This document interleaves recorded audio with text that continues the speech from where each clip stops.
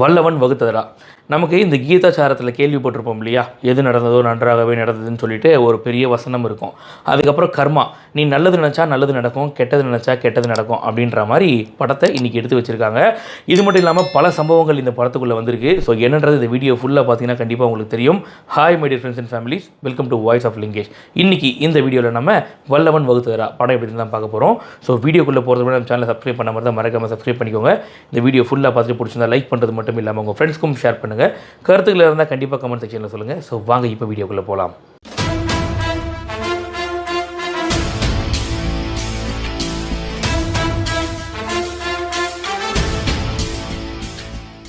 வல்லவன் வகுத்ததடா இது ஒரு hyper link concept. அதாவது வெவ்வேறு கதைக்களத்தில் நடக்கக்கூடிய ஒரு 4-5 கதைகள் ஒன்றாக இணையக்கூடியது தான் இந்த ஹைப்பர் லிங்க் கான்செப்ட் அப்படின்னு சொல்லுவோம். ஸோ இப்போது இந்த வல்லவன் வகுத்ததடா கதை என்ன அப்படின்றத ஒரு ஷார்ட்டாக பார்த்துருவோம். இந்த படத்தில் ஒரு 5 கதைகள் வருது. முதல் கதை என்ன அப்படின்னு பார்த்தோம்னா, ஒரு அப்ராணியான ஒரு பொண்ணு, அந்த பொண்ணுக்கு ஒரு தங்கச்சி இருக்குது, அந்த தங்கச்சிக்கு வளகாப்பு பிரசவம்லாம் நிறைய செலவு இருக்குது அப்படின்னு சொல்லிட்டு அந்த பொண்ணோட அப்பா ஒரு இடத்துல கந்து வட்டிக்கு கண்ணை வாங்குறாரு. வாங்கிட்டு வர வழியில் அவருக்கு ஒரு ஆக்சிடென்ட் ஆகிடுச்சு. இப்போ அவர் கடன் வாங்கிட்டு வந்த பணமும் காணாமல் போச்சு, ஆக்சிடென்ட் ஆன அவருக்கும் 12 லட்ச ரூபா செலவாகும்னு வேறு சொல்லிட்டாங்க. என்ன பண்ண போகிறோன்னு தெரியாமல் முழிச்சிட்டு இருக்க இந்த ஒரு கதை ஒரு பக்கம். படத்தில் ஒரு போலீஸ் கதாபாத்திரம் ஒன்று வரும். அது எப்படின்னா, கீழே ₹1 இருந்தால் கூட உருண்டு போய் எடுக்கக்கூடிய ஒரு கதாபாத்திரம், எதுவாக இருந்தாலும் அதை பணமாக மாற்றிடணும் அப்படின்ற கூடிய ஒரு கதாபாத்திரம். ஸோ இப்போ இந்த போலீஸோட கதை ஒரு பக்கம். படத்தில் வட்டிக்கு விடுற ஒரு கதாபாத்திரம் ஒன்று வரும். ஸ்பீடு வட்டி மீட்டர் வட்டின்னு விட்டுட்டு, பணம் வரலைன்னா கூட பரவாயில்ல, உன் உடல் உருவத்திலாம் எடுத்து அதை நான் காசாக்கிக்கிறேன் பரவாயில்ல அப்படின்னு சொல்லக்கூடிய அந்த கதாபாத்திரத்தோட ஒரு கதை ஒரு பக்கம். அதுக்கப்புறம் 2 திருட்டு பசங்க பணத்துக்காக திருட்டு வேலை பண்ணிட்டு இருப்பாங்க, அவங்களோட கதை இன்னொரு பக்கம். படத்தில் ஒரு பொண்ணோட கதாபாத்திரம் வரும். அந்த பொண்ணு எப்படின்னு பார்த்தீங்கன்னா, காதலிச்சு கல்யாணம் பண்ணிக்கிறேன் அப்படின்னு சொல்லி எல்லாரையும் ஏமாற்றி அவங்கள்ட்ட இருந்து பணத்தை அபகரிக்கிற ஒரு கதாபாத்திரம். ஸோ இப்போ அந்த பொண்ணோட கதை இன்னொரு பக்கம்.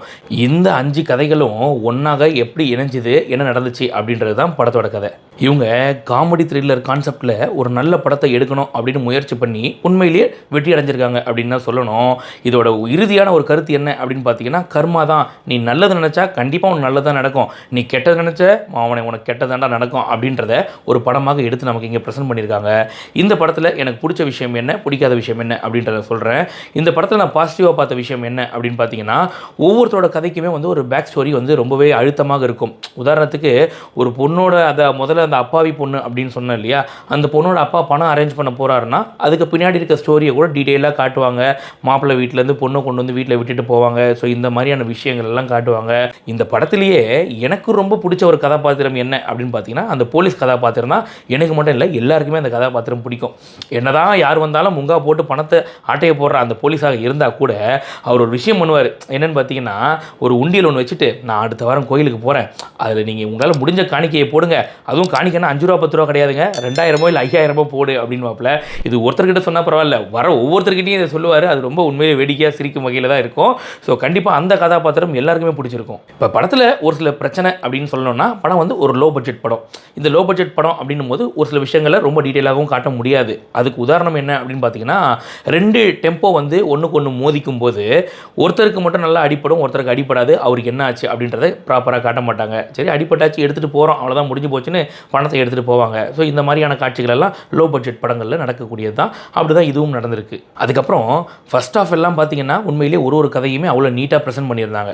செகண்ட் ஹாஃபுக்கு மேலே நிறைய லாஜிக் மிஸ்டேக்கும் கூட. அது என்னென்னு பார்த்தீங்கன்னா, ஒரு பொண்ணு எல்லாரையும் காதலிக்கிறதா சொல்லி ஏமாற்றி பணம் பறிக்கும் அப்படின்னு சொன்னேன் இல்லையா, அந்த பொண்ணை ஒரு பையன் உண்மையாக காதலிப்பான். அந்த பையன் சொல்லுவான், நாளைக்கு 1 மணிக்கு நான் ரயில்வே ஸ்டேஷனில் உனக்காக வெயிட் பண்ணுவேன், நீ வந்தனா நம்ம எனக்கு மும்பையில் வேலை கிடச்சிருக்கு, 2 பேரும் அங்கே போயிடுவோம் அப்படின்னு சொல்கிற கதாபாத்திரம் கடைசி வரைக்கும் என்ன ஆச்சு அப்படின்றத காட்டவே மாட்டாங்க. அது கதைக்கு தேவையில்லைன்னா கூட அது என்னன்றதை காமிச்சிருக்கணுமா இல்லையா, அதையும் காட்டவே இல்லை. மொத்தத்தில் படம் எப்படி இருக்குது அப்படின்னு கேட்டிங்கன்னா, இது வரைக்கும் எடுத்த ஹைப்பர் லிங்க் கான்செப்ட் எல்லாமே நல்ல ஒரு வெற்றி படமாக தான் வந்திருக்கு. அதே வகையில் தான் இன்றைக்கி இந்த வல்லவன் வகுத்ததடாவும் வந்திருக்கு. தாராளமாக இந்த படத்தை நீங்கள் ஃபேமிலியோடு பார்க்கலாம். எந்த ஒரு அடல்ட் கண்டென்ட்டும் கிடையாது. இன்னும் ஒரு மகிழ்ச்சியான விஷயம் என்ன அப்படின்னு பார்த்தீங்கன்னா, படம் வெறும் 1.25 மணி நேரம் தான். தாராளமாக உட்காந்து பார்க்கலாம். அப்புறம் என்ன, இந்த வீக்கெண்டு ஒரு டைம் பாஸ் மூவி பார்க்கணும் அப்படின்னா தாராளமாக இந்த படத்தை போய் பாருங்கள். இந்த படத்துக்கு நம்ம வாய்ஸ் ஆஃப் லிங்கேஷ் சேனல் கொடுக்கக்கூடிய ரேட்டிங் 8/10. இந்த ரிவ்யூ பிடிச்சிருந்தால் மறக்காமல் லைக் பண்ணுறது மட்டும் இல்லாமல் உங்கள் ஃப்ரெண்ட்ஸ்க்கும் ஷேர் பண்ணுங்கள். கருத்துக்கள் இருந்தால் கண்டிப்பாக கமெண்ட் செக்ஷனில் சொல்லுங்கள். இன்னும் நம்ம சேனலை சப்ஸ்கிரைப் பண்ணலையா, மறக்காமல் சப்ஸ்கிரைப் பண்ணிக்கோங்க. அப்போ தான் நம்ம போடுற எல்லா வீடியோஸும் உங்களை சேரும். இன்னொரு இன்ட்ரெஸ்டிங் வீடியோவில் சந்திக்கிறேன். Bye by.